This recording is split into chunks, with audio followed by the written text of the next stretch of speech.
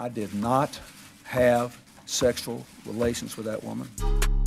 Yes or no? Did you ever take banned substances to enhance your cycling performance? Yes. I had no prior knowledge of the planned assault on Nancy Kerrigan. I am deeply sorry for my irresponsible and selfish behavior I engaged in.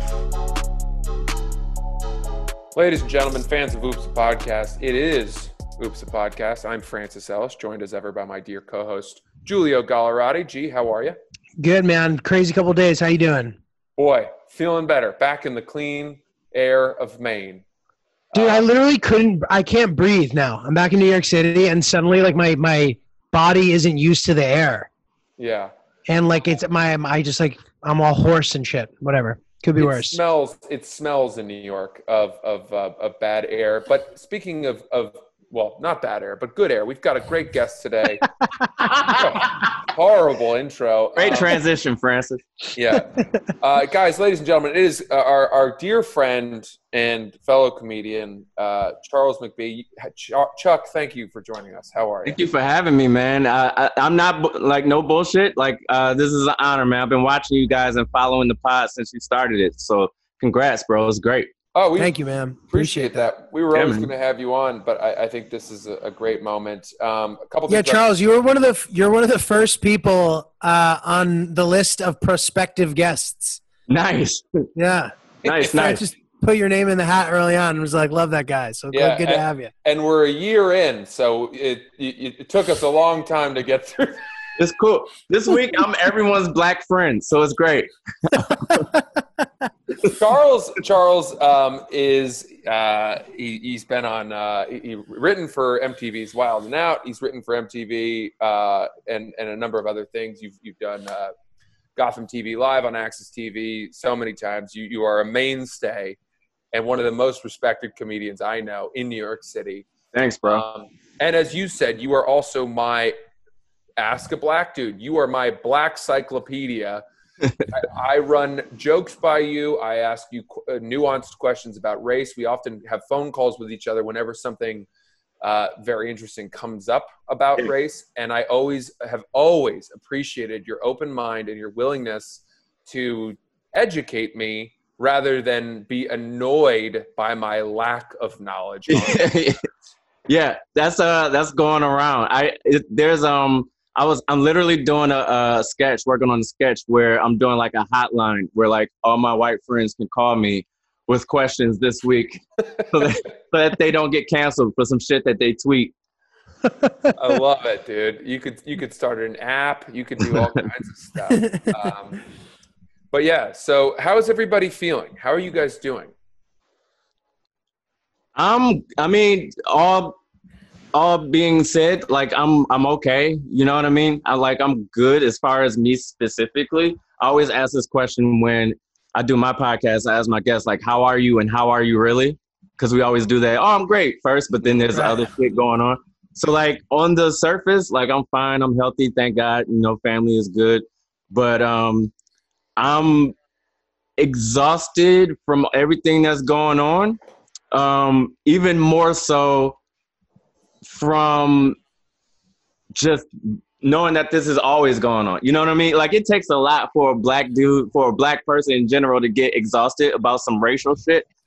But this week I'm like, okay, like I'm like, this shit is wild beyond even my imagination. So Charles, you're in Brooklyn. Yeah. Best time. Right. And so, give us a quick temperature taking of what you've seen around you, how your involvement. Have you been going out at night? Have you been joining some of the protests? Have you been doing things like what's going on from the ground there? Here specifically in my neighborhood, this is a very tight-knit community, so everybody's talking to each other about what's going on. Everybody's talking to each other about who's going to the protest, who's not going on, and just pretty much about the issues of the day. But there's not just like the protest, but there's things going on even here locally, like because there's, elections going on right now as we speak in certain districts. So people are galvanizing and getting together for that.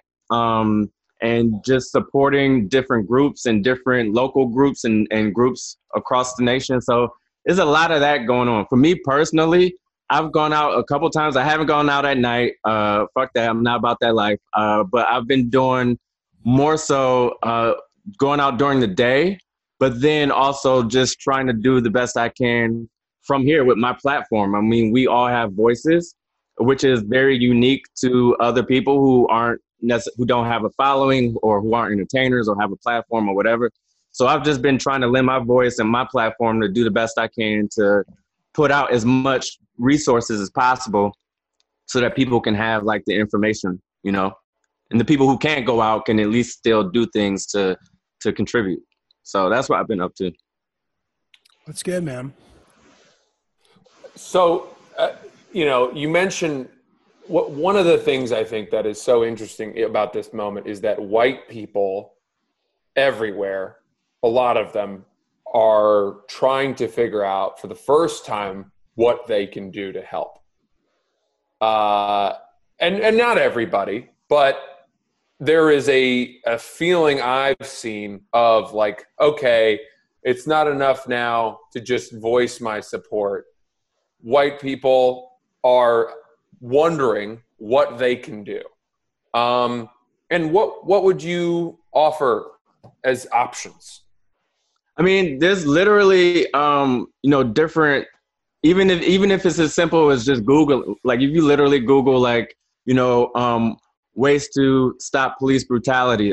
Black Lives Matter obviously has their site, but there's another site called the co-op.com. There's a few other sites that basically break down different ways that you can help within your community and then help across the board as far as, you know, police brutality and things of that nature. Voting in your local elections, voting your state prosecutors, you know, keeping your local, you know, politicians, keeping their feet to the fire. Like that's where the real change comes from. But then more so just even simply like really just listening to the people that are being affected and lending that ear and understanding where they are coming from. That actually does a lot. I mean, it's no different than when I'm trying to get an understanding of what what people in the trans community are going through, or what, you know, people in the LGBTQ community are going through, or what women are going through, whatever the case might be, whatever the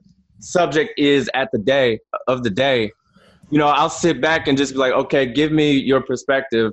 Let me in on your world so that I can, at the very least, have that empathy and understanding, and then I can go forward from there. So listening is actually a huge part of it. Yeah, and I think that it's important to kind of like talk about that, because listening can mean so much, but it really just means like, honestly, it's some form of compassion. It's like, you can't understand if it's not happening to you. So therefore, the only thing you can do is try to understand. And the only way you can try to understand, of course, is by listening to what people have to say about it. Yeah. You know what I mean? I think that, and it's really, to me, like, it makes me feel really optimistic that, you know, as a country, we've managed to kind of take the next step with this, because we've been so upset in varying degrees for years. And like, it feels like nothing ever happens. And it's so frustrating that like everybody speaks out, nothing happens. And this feels like it's more. Yeah, that's the thing. It was inevitable. And, you know, lots of people have tried to warn, you know, those people in power that this isn't going to be able to last too much longer. Like you keep sweeping things under the rug. You keep ignoring things. The problem was, as much as, and I even said this to Francis earlier, like I'm not, you know, advising or happy, I'll say, that people's businesses are being burned to the ground. Like I don't personally seek joy in some innocent person's, you know, business being looted or burned to the ground, or for any violent acts or anything like that. But I do have an understanding that this could have been prevented a long time ago if things weren't ignored for such a long time. So is it bad that these things are going on right now? Yes, but it's really bad that things were allowed to build up to a point where now it's just a shit show. But hopefully from this shit show, things will finally start to change. Yeah. Systematically.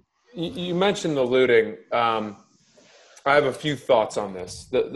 I'll start with the sincere thought, which is that I read, I think it was in the New York Times, they said that the vast majority of the people that are looting in New York City are very young people, 16 to like 23-year-olds.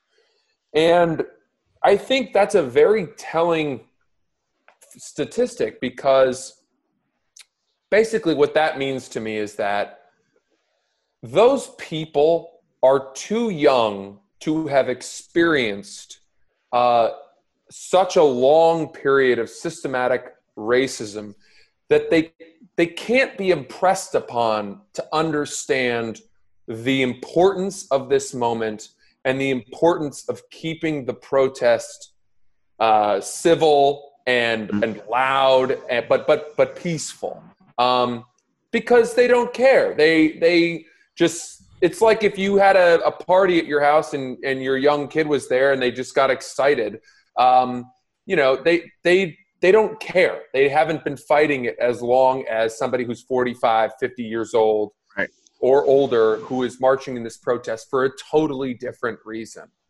And so, kids are going to be kids. Like when I was 18 years old, I was a shithead. I wasn't like a vandal, but I knew kids that would go around and break stuff or light shit on fire. And that's just what kids that age did.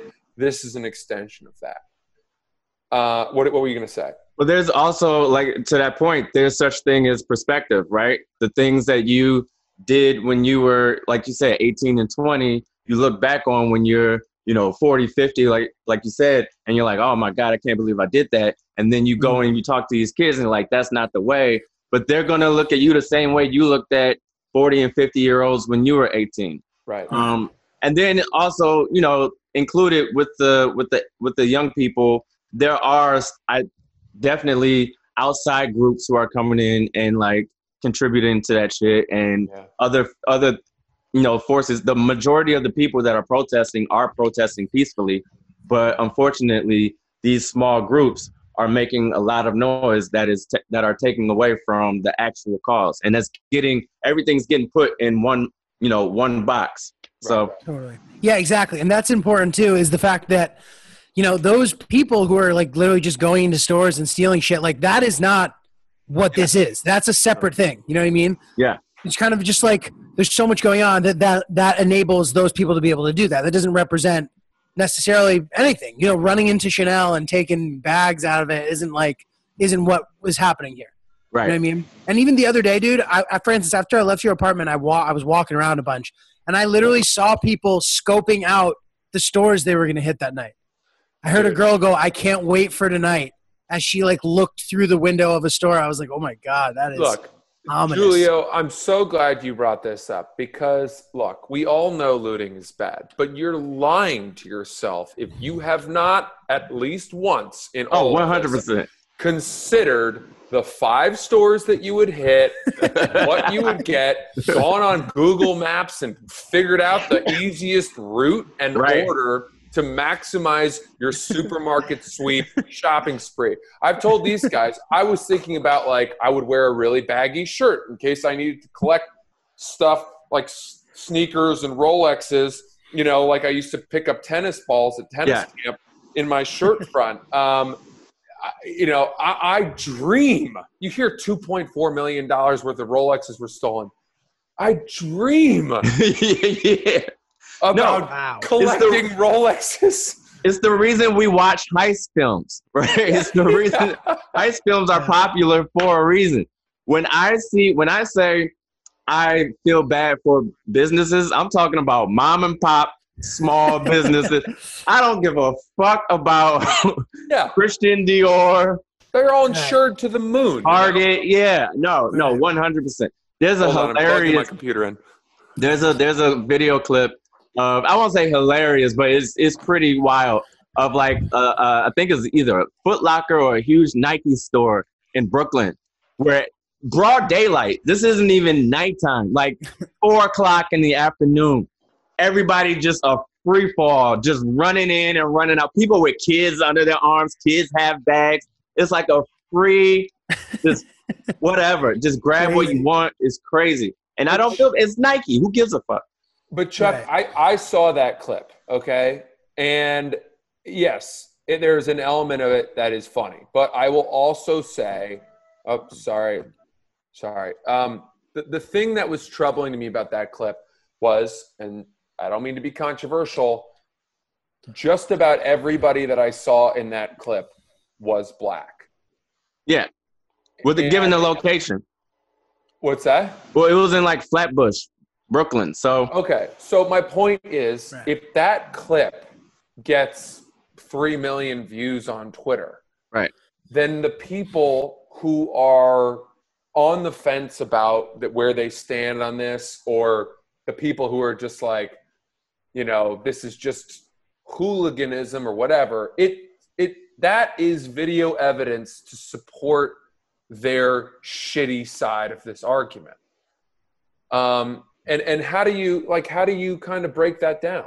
Well, I would say this, the way I would push back is for anyone who uses that clip and that clip alone as an argument that this is just black people doing black people shit and that's what it all is. I would say that those people are a little lazy and probably wanted that narrative in the first place, because there's tons of other footage I could also show where it's clearly white people doing the same thing. Did you see the clip of the woman walking out of the store with a bunch of clothes under her arms? Yeah. And the news lady was like, well, maybe she works there. It's like, the fuck do you mean maybe she works there?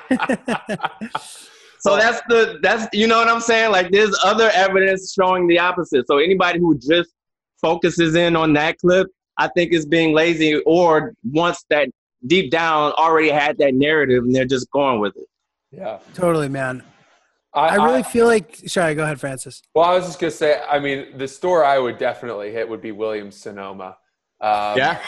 I mean, you know how expensive non-stick ironclad pans are? A Vitamix? I mean, I could do so much damage in a Williams-Sonoma. I'll bet you that no one has hit it yet, by the way. So Yeah. I bet you it's not even locked. Pull up on Williams-Sonoma. Yeah. Well, dude, I feel I've said this, I think, already, but like, this is encouraging to me because it feels like people are really, you know, trying to take steps to be committed to being informed about shit in general. And I think that this, you know, positively impact the way that people get information and the way that they do their due diligence. Like you said, if you just look at that video and you're like, oh, look, black people doing black people shit, like, that's a narrative you can write for yourself, unless you're willing to take the extra 5 minutes to look into it and see what's really going on. In which case you'll be like, oh, it's a black neighborhood. Plenty of white people doing crazy shit too. It's not necessarily a race thing. Like, it's just good to try to be specific, because these are nuanced issues. They have so many things going on, and you can't just like stamp shit and like black people shit, white people shit. It's just not that simple. Yeah, to quote the great Louis C.K., it's not as easy as just a clean shit, no white. You know what I mean? It's not.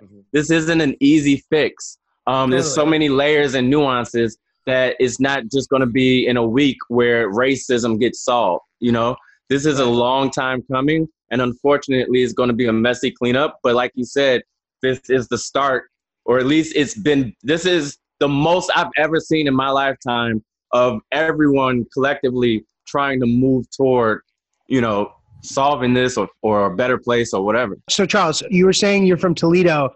I once heard, the only thing I've ever heard about Toledo, and in a rap song where Raekwon the chef, actually I believe it was, said, "Raps is hotter than hot tamales in Toledo." Is that a thing? Or does he... I think he might be talking about Spain. Is he talking about Spain? We're not known for our hot tamales. Yeah, I mean, I wasn't sure if he meant Spain. Yeah, there's a tornado, but yeah, that would I'm make not sure if sense. he's talking about us, because I've never heard we're not really known for like hot tamales, but I don't know. Totally. I've always been confused by that, but I think you're right. It must be some kind of All right. But, you know what? You know it is. But about Toledo specifically, Ohio in general, specifically Toledo, is the quintessential bumfuck America that comics name to make fun of when they're referencing bumfuck America. Oh, that's funny. Like if they're going state, it's definitely Ohio. But if they want to get specific, they always use Toledo. Toledo is like that kid that just always fucking gets picked on. Mm-hmm. It's like it just represents for everybody else. It just represents like Nowheresville, USA, or whatever. Yeah. Right. When I think of it, the first thing that comes to mind, I might be wrong about this, but it's kind of like post-industrial decline. Yeah, 100%.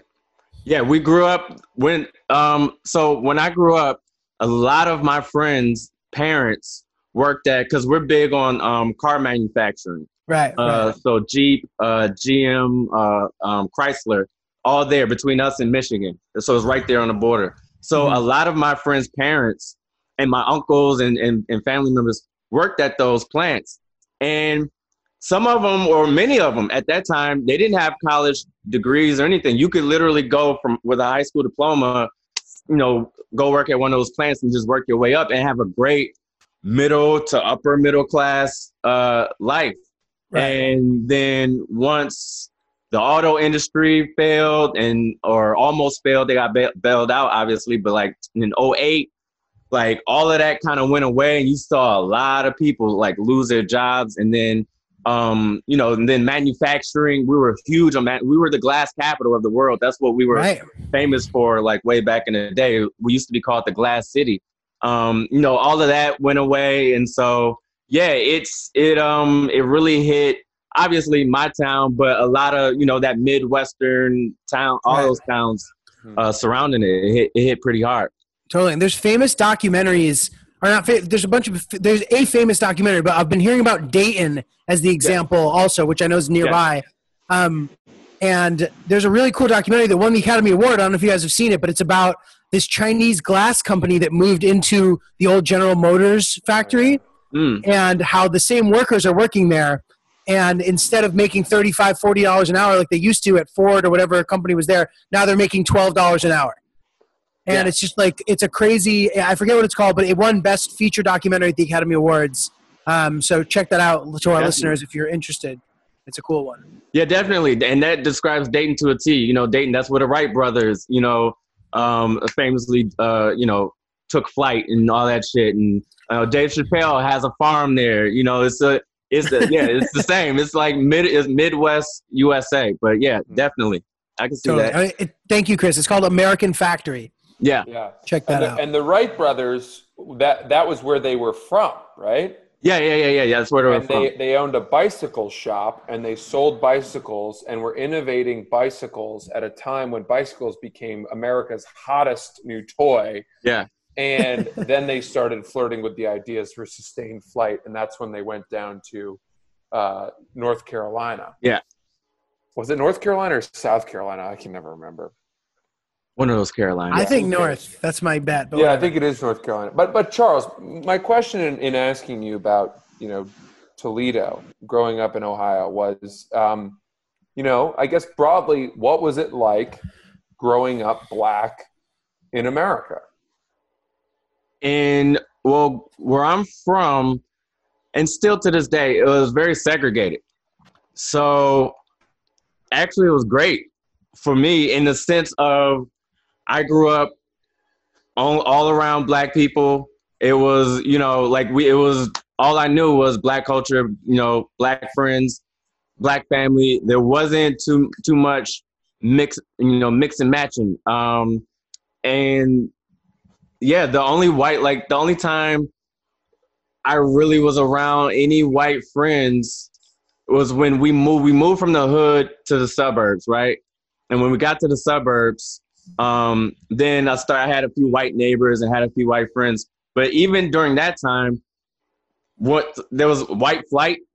Once we moved in, the for sale signs started popping up like weed. And so within 5 years, the neighborhood turned black. So then it was like, all right, back to my black friends. So it was very segregated growing up. So I'm not gonna say it was like, it wasn't bad in a sense because I just grew up around black people. You know what I mean? So it was bad in the sense of being, if you consider segregation bad, like, not that segregation was they legally proposed it, but it's just what it was. Like, people didn't. You went to your black church, and the school you went to, either predominantly black or the white kids and black kids didn't really hang out like that. You know what I mean? So it was just kind of self-segregated, I guess. But it was fun. Interesting. We've talked about the value of what this social scientist Robert Putnam calls cross-cutting bonds. And that when bonds of community are formed between people of different races or socioeconomic backgrounds or religions, and how valuable it is to have people hanging out, coming together when they're not the same, when they're dissimilar. And so that saddens me a little bit, what you just said, because to hear that there is a natural segregation and that it's comfortable and happy means, it makes you wonder, like, is there value in segregation? I wouldn't have thought so. Bro, it wasn't until I went to college and had like white roommates, you know what I mean? And you're forced to, that's a great thing. One of the great things about, going off to college is like they'll force you to mingle and kind of mix and match. And so it wasn't until then where I actually had like, oh, these are my actual real friends who are white or who are whatever. And, it was an interesting social experiment for me. And it wasn't until then that I realized that when I went back home and you would hear people say certain things about whether it be white people or gay people or Muslim people or whatever, that I would go, oh, that's wrong. Like, oh, that's not cool because my roommate is white or my friend is gay or whatever the case might be. So yeah, you're right. It's definitely vital to have that sense of, just having dinner with people that are not from your background. But I think that it's a luxury that we have in a place like New York City. And in other places, they just don't, not only is it not a luxury that they have, but they don't even realize that they don't have, that it's a luxury to have, It's so normal that you just, like, that's just what it is. Totally. Charles, I don't want you to think that we just had you on to like talk about matters of race. Obviously, it's like it's what's happening right now. Totally. Yeah, exactly. To not talk about it would be completely tone deaf. So I don't want you to take any offense. I have a podcast called Black Twitter Talk. It's one subject I don't mind talking about is race. So yeah. Can you imagine if we had Charles on and all we talked about was like COVID? Charles, what have you been cooking lately? Huh? That is amazing. What's your exercise routine like? Oh shit. No, dude, it is fascinating. And we definitely, I know you pretty well. And one question I have, I didn't mean to cut you off. No, please go ahead.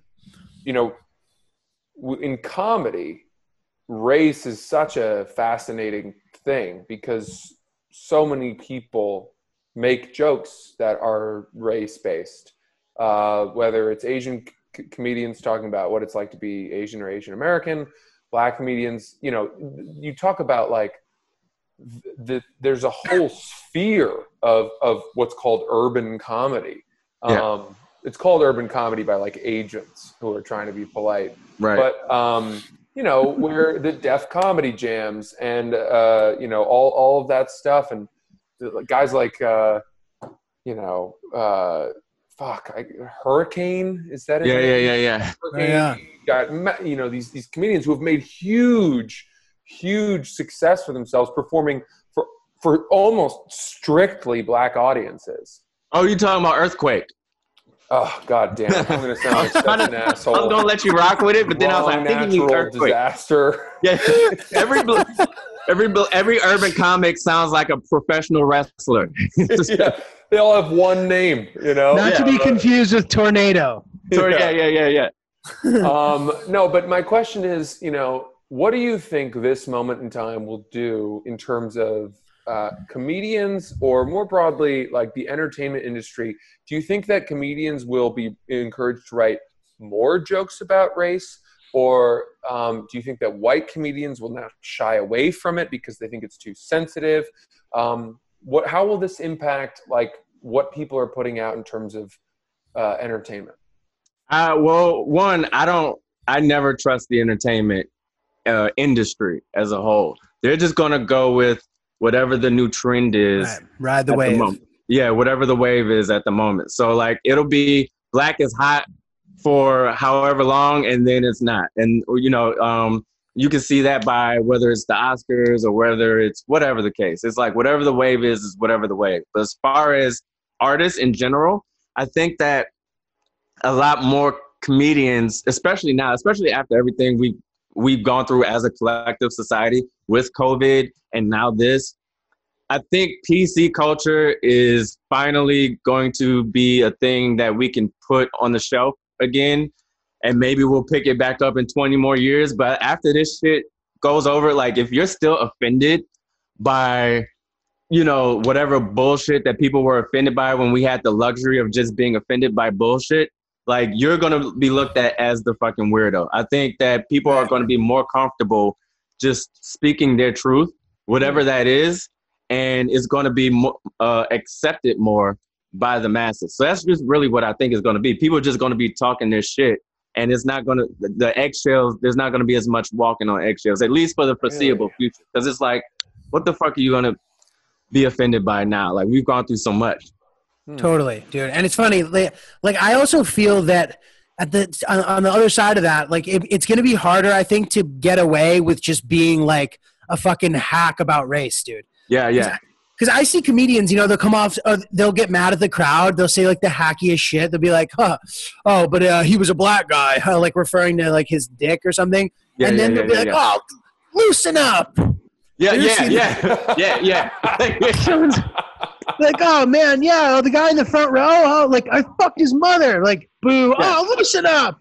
You know what I mean? Like it's just crazy to see that, and I feel like those kind of people, like the people I know who tend to behave like that more, maybe will have less of an opportunity to get away with it because like the other comedians are gonna be like, dude, like what are you doing? Yeah. Get your hacky bullshit off the fucking stage. I love the comics that blame the crowd for their shitty jokes. It's crazy.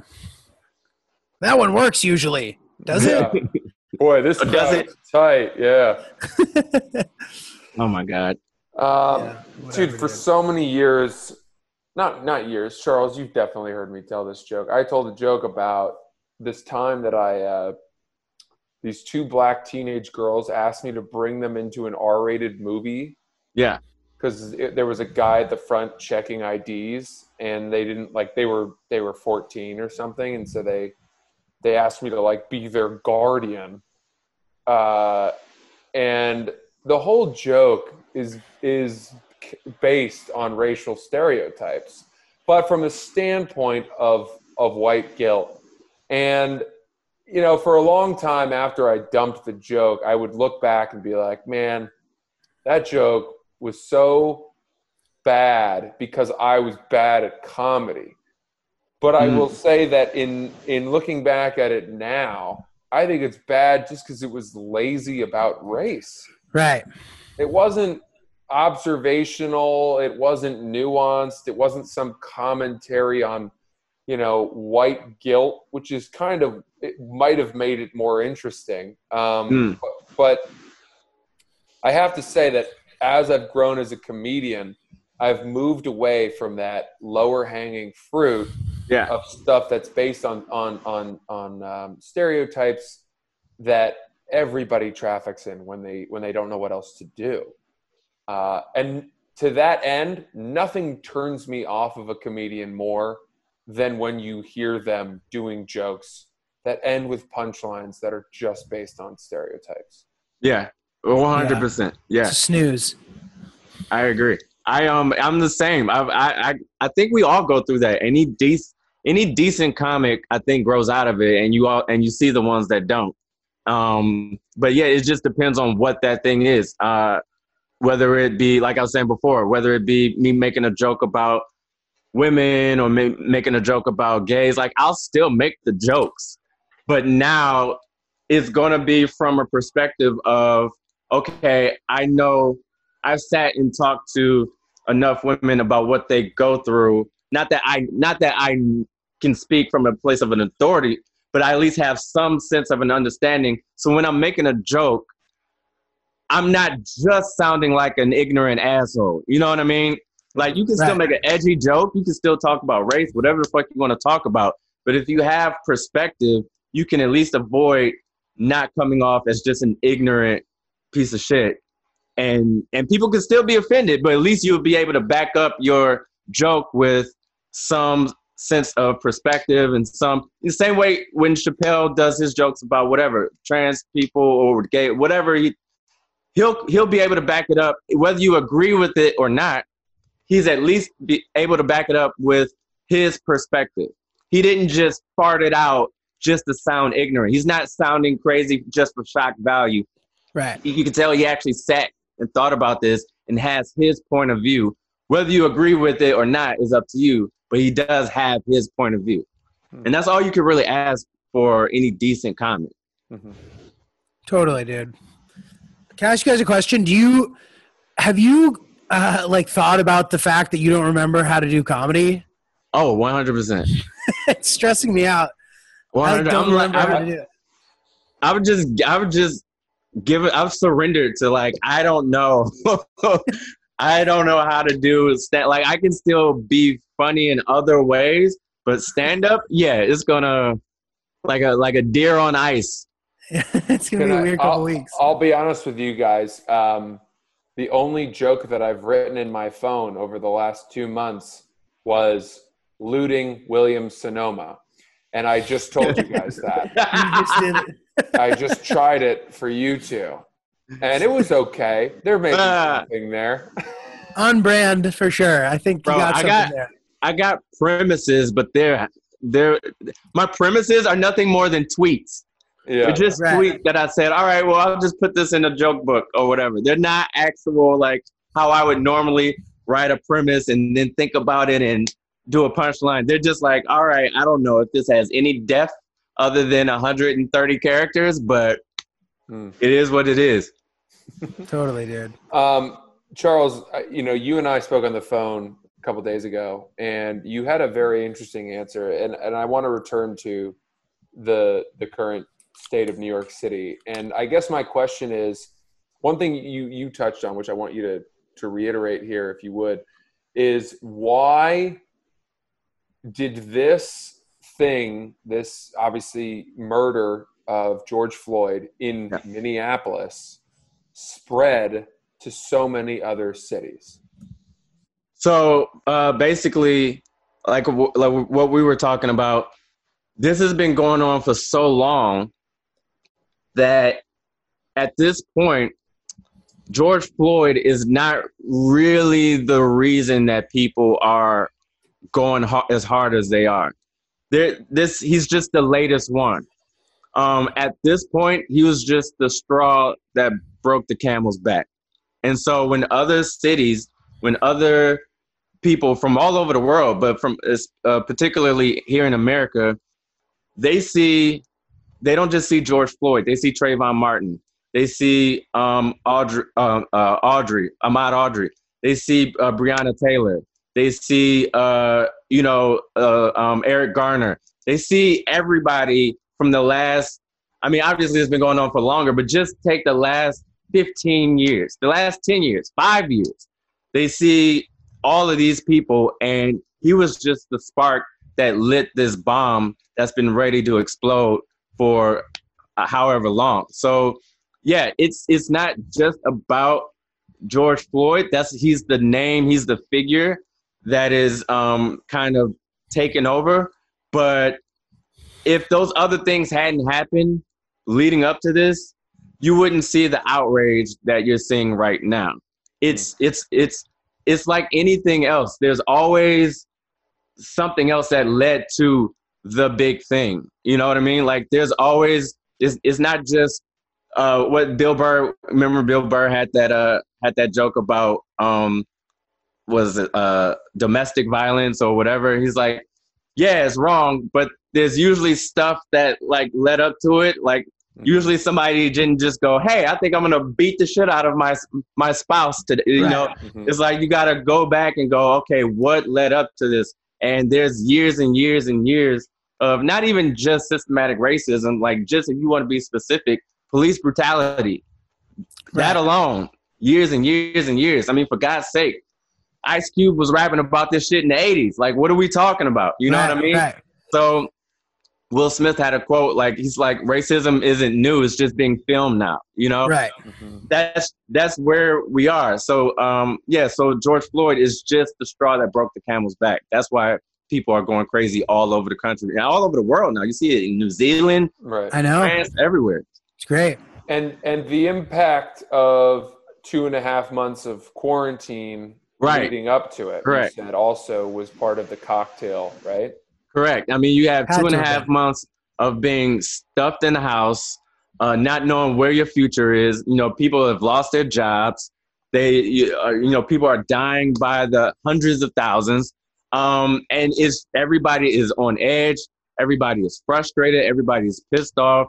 And now you add that with all the racial tension that's happening, like people. And then on top of that, there's a sense of, with the COVID shit and lockdown, there's a sense of, well, it's the government's fault. Like everything the government doesn't look good in any of these situations, right? Really, truly. So it's something that everybody can kind of like galvanize and look at this source, if you will, of it's your fault or you're to blame for this. And so, yeah, it's a cocktail. It's a cocktail of just of shit. Yeah, it's pretty crazy, man. But I kind of feel guilty a lot of times because, like you said in the Will Smith quote, like people have been capturing this stuff on their cell phones since the cell phone camera has been proficient enough that everybody has it and that everybody can film it. And the idea that like I was just completely unaware that this kind of shit was happening at this, probably you have to imagine, at this same volume or worse since forever. Yeah. I feel bad that that's a thing that I have realized over the last 10 years and that I didn't know before. That's the thing, what I was saying before, why there is some good to come out of all of the destruction and as bad as it is, setting buildings on fire does get people's attention, like it's not something I advocate, but it gets people's attention. People won't forget, and again, not to say that it's the protesters that are setting buildings on fire, but just in general, this whole thing as a whole, the fact that it's gotten so insane that at least now it's waking people up who were kind of either in a bubble or in a comfortable space where they didn't have to deal with this head on. Now it's kind of being forced on people to at least acknowledge. Like people at this point can't say that they don't at least know about it. Whether they do anything going forward or not, you can't say that you don't know. You can't say the phrase "I don't see color" can't ever be used again. That used to be ahead of the curve. That phrase. Yeah, yeah. That was like the utopian, like I don't even see color, bro. We're all equal. Like, it's just that's stupid. We agree now. Yeah. But dude, I don't know. The video of the arrest that they just keep showing of the knee, of the officer's knee on George Floyd's neck, it's an incredibly disturbing video. And I think it's good that they keep showing it, but just hearing him like struggling and yelling, it's terrible. It's like I've had nightmares about it. You know what I mean? Yeah. It's like a fucked up image. It's crazy as it is. It's the same video from Eric Garner. Yeah. Like it's just the sequel. Like it's the same thing. So yeah, it's as messed up as it is. It's something that is not like I was telling Francis, I think on the phone, like as the black community, we're not shocked by this. We're not saddened by this. We're saddened overall, but it's not like this one thing. We were great. We were happy. And now this one thing has made us sad, or this one thing has made us depressed or tired or whatever. We've been in a constant state of this feeling forever. We just have learned how to cope with it, because when you're used to, when it's your constant state of whatever, it's like somebody who's depressed all the time. Like if your constant state is depression, you just kind of learn how to deal within that depression. It's not that you're not depressed. You just learn how to, like, okay, I'm going to mask it because I have to go to work. I'm going to deal with this because I have to do this. But it's always there. And that's kind of what black people, the black community has always been. It's always been the state of what we're going through right now. We just learn how to deal with it by joking, by dancing, or by the way we speak to each other. Like whatever the case, our culture literally comes from trauma and pain. That's literally what the American black experience started with, trauma and pain. It wasn't my ancestors came over here with a vision to work hard and build a better future for their children because back home was crazy. Like, no, our ancestors came over here on some fuck shit. They were captured, tortured, beaten, raped, and ripped apart from their family. Like, that's how the shit started. From then, we've only been dealing with that and trying to cope from that. And then you have, obviously, over 200 years of slavery, and then it's like, okay, slavery is over. Now what? Well, we were promised 40 acres and a mule. Well, go fuck yourself. You're going to have to start from scratch. Not only are you going to start from scratch, but we're going to add Jim Crow so that you actually start further back. And not only that, but we're going to add redlining so you're not able to buy homes. You're not able to, get loans from banks or start a business. And not only that, but we're going to allow you to fight for us in our armies and in our militaries, but you're not going to get the benefits that the other white soldiers get when you come back home. So when you come back home, you're actually going to be more fucked up than when you left. And not only that, but it's still legal for us to kill you. Like, that's what like all of that. And we're like, we're right, doing what we can do. So that's been our constant state of just, it's not, that's why this particular thing doesn't really shock us or traumatizes us. It's just the latest thing. But we're more shocked at how shocked everyone else is. Like, oh, wait, you know what I mean? It's like everybody else is as upset as we are. Like, oh, shit, okay, well, maybe now we can do something. I hope so, man. I really do. Well, Chuck, we really appreciate you coming on, dude. We keep our episodes so much short, and obviously this has been an incredibly illuminating episode, and we hope we've been getting a lot of messages from our listeners, thanking us for what we aired on Monday where we touched on this, but to have somebody for whom this whole experience is obviously much more personal, I think is very helpful. And thank you for your candor and your words. And to everyone listening at home, I was able to find some great practical ways to contribute and to help on the Obama Foundation website. Yeah. You can donate to bail funds there for protesters who've been locked up. You can sign petitions. I also got a website for my local representative, and I called and left a voicemail, but he's a pretty fat dude, so I don't think he's going to listen to that. And I don't know. There's just all kinds of things you can do, but we also talked about, spending time and the importance of actually, interacting with people of different races and cultures, and how to help with skills. And for me, it came down to education. Look that up. Big Brother programs, all of that. You've been involved with some Big Brother programs, right? Yeah, volunteering, and I used to work with the Boys Club. I haven't done it in a couple of years, but yeah, I used to work very closely and heavily with them. And then when I go back home, I do a lot with my church, and so a lot of community service and youth programs and stuff like that. It's great. Awesome, man. And Yeah, hey, man. I love the beard, Charles. Thanks, bro, man. I've been described as having a both pedophile and child look. So I look like a pedophile from here down, but I look like the kid that I would kidnap from here up. So it's a twofer.